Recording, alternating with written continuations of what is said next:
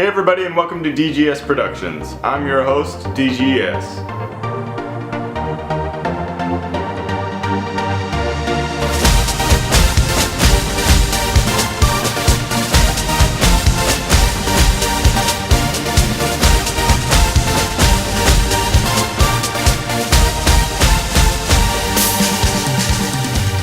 This upcoming weekend we have a tournament that I've been looking forward to this entire year, and that is the Idlewild Open in Burlington, Kentucky, brought to us by the Disc Golf Pro Tour. Earlier in the year I described this course as the De La of the Midwest, and I would stick by that wholeheartedly. This has some tight lines, this has some long shots, and then it just has picturesque holes. Once you get into the videos, you're going to start to see some very manicured greens. You're going to see some stones that outline the green and very tight tunnels, some very difficult shots, some great elevation changes, but overall it's just some really good disc golf. So as someone who's played this course quite a bit and would consider this course my favorite course, I'm really interested to see the pros get to play this course. Idlewild hasn't had any super huge tournaments that has brought the caliber that this is bringing, so I'm interested to see Paul McBeth take this course on. I'm interested to see young guns like Peter McBride and Austin Turner, as well as then the likes of James Conrad, Jeremy Colling, and all of those guys be there to tackle this very treacherous and very unforgiving course. There are some long bombs, there are some open shots, but the majority of it does take place within a wooded setting, and some of those are very treacherous. And two specific holes that I want to highlight that I think are going to make or break this tournament are going to be holes 7 and 8.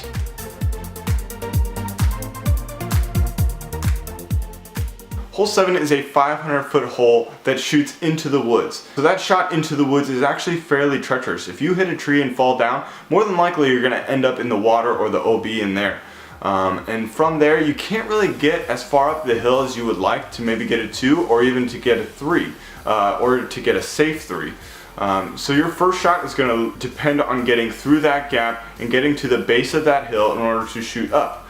Once you're at the base of the hill, you run into some OB with the water there, as well as then trees and the foliage off to both sides. So if you're not in the fairway, more than likely you're going to see some pitch outs, or you're going to see some aggressive shots to try and save par or save their 4 that may work out or may potentially hurt the player. But from the base of the hill, you're looking to shoot up. This grade up the hill I would compare to more of the steep upgrade inclines that we see at De La Viega. Granted, there's no hard pan, so it's not going to skip as much or anything like that, and there is going to be grass and some foliage on the sides, but the tight tunnel makes an even tougher shot for these pros. After the 500-foot treacherous hole 7, we are followed up with a 560-foot more treacherous hole 8.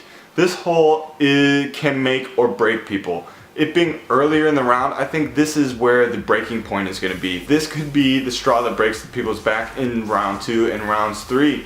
People are essentially, I'm assuming, going to play for 4 or 5 here. Off of the tee, you're pretty much forced to just throw an overstable fairway driver or maybe a mid-range that'll just get out. I assume we're going to see some fairway drivers in order to get some of that skip into the middle of the fairway. But if you miss and if you hit a tree and you're off to the one side or the other of the fairway, you are going to be in some deep trouble. More than likely the safe play is going to be to pitch out maybe 5 feet, and while you won't advance very far, it will be the safe play, because if you try and advance very far when you're in the outskirts of the fairway, you might do more damage. Then from that you are greeted with this treacherous fairway. There are trees everywhere, and so you have to find a way to get through this spider web of trees in order to even get to the green. And from the green, you have even more of a ways just to get into there. So I think we're going to see, like I said, an overstable fairway followed up by maybe a forehand or a straighter mid or a straighter fairway that can get a little bit of that skip at the end to maybe and hopefully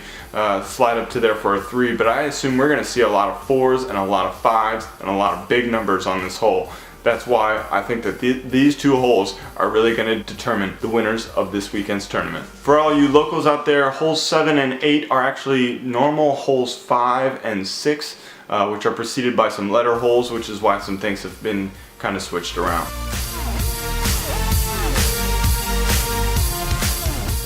Something to note, this course just recently installed Innova disc catcher baskets. Prior to that, this course had Mach 3 baskets that were previously there and probably there since the initiation of the course in 2000. So we won't run into any snafus like we did at Ledgestone with the Discraft Chain Stars. We should have some solid putts, and we should have the competitors themselves having a little bit more faith that these baskets will catch. It's shaping up to be some good weather for both the spectators and the players, but it is the Midwest, so I wouldn't be surprised to see that kind of turn on the dime. Alright, so let's get into some picks. First, let's touch on MPO. With this week, we don't have any Ricky Wysocki after he's announced taking a little bit of break to kind of mentally refresh after some lackluster starts. And we don't have any Josh Anthon, who was last weekend's winner at the Ledgestone Open. So that leaves us with still a multitude of people and quite a lot of room to have some competition step up to that top 5 and top 4 spots. So in 4th place, I'm going to go with the local and the guy who probably knows his ropes around Idlewild, and that's going to be Dutch Napier. Dutch Napier is a Tennessee and Kentucky guy, and so I think he comes in knowing these courses, having experience on these courses, knowing the lines and what to do and what not to do, as well as where to throw your bones and where to kind of hold them.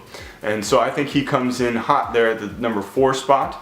I think in number 3 we got Greg Barsby coming off of a great showing at the European Open and then continuing that in his play at the Ledgestone, only to be surpassed by number 2. I'm going to go with Paul Ulibarri. Paul Ulibarri has been on a tear as of late. He has continued to excel, and I don't even want to match this to where he was maybe a couple years ago. But I want to say that he's begun to excel his game beyond that point. This is a Paul Ulibarri that we wished we saw last year and the year before that, and maybe a little bit the year before that, but he is continuing to show that he is that upper echelon player and that he is not going to step back and take that back seat, and he has jumped into that top 5 fairly regularly as of late. And then in number 1, I'm going to have Paul McBeth coming in at top. He's just playing hot. I've described this as the De La of the Midwest, and I think he just does just that. He continues to slay this course, and he will pure some lines and show us all how it's done on this very, very difficult and technical course. My wild card for the weekend is actually going to be Nico Lacastro. Nico Lacastro played here within the last 5 years. I believe it was a B or a C tier that he played here. But I think the thing that sticks out to me with Nico is that he has the potential to hit these lines, and if he can keep his head on, he can surge and pull out the arsenal of shots that he has that will definitely fit this course and the Midwest style course that I feel like he excels at. On the FPO side, I'm going to mix things up a little bit. In 4th, I'm going to go with Katrina Allen coming in at 4th. She's been playing hot as of late with the win in European Open. But I think she comes in 4th here, followed by Paige Pierce in 3rd. Paige Pierce had a little bit of a lackluster appearance in the Ledgestone Open, maybe some fatigue setting in, maybe a lot of just traveling back and forth. But I think Paige Pierce takes 3rd, followed by number 2, Sarah Holcomb, who takes advantage of the woods and how well she can play in the woods with that forehand. And then on top, I've got Jessica Weiss. She had a great showing this past weekend, battling Val Jenkins for the Ledgestone Open. I think she continues her momentum and takes that top spot. Look out for live coverage this weekend coming to you on Thursday, Friday, and Saturday, all at 2:30 p.m. Eastern Standard Time on both the Disc Golf Guy and the Disc Golf Pro Tours YouTube channel. And then, since this is a Disc Golf Pro Tour event, we will have some post-production coverage both from CCDG and DGS Productions, and I totally expect to have Prodigy Disc there as well. A quick shout out and congratulations to Eric Oakley and Tina Stenitis on their engagement this week. Congratulations, you guys. We are so excited for you.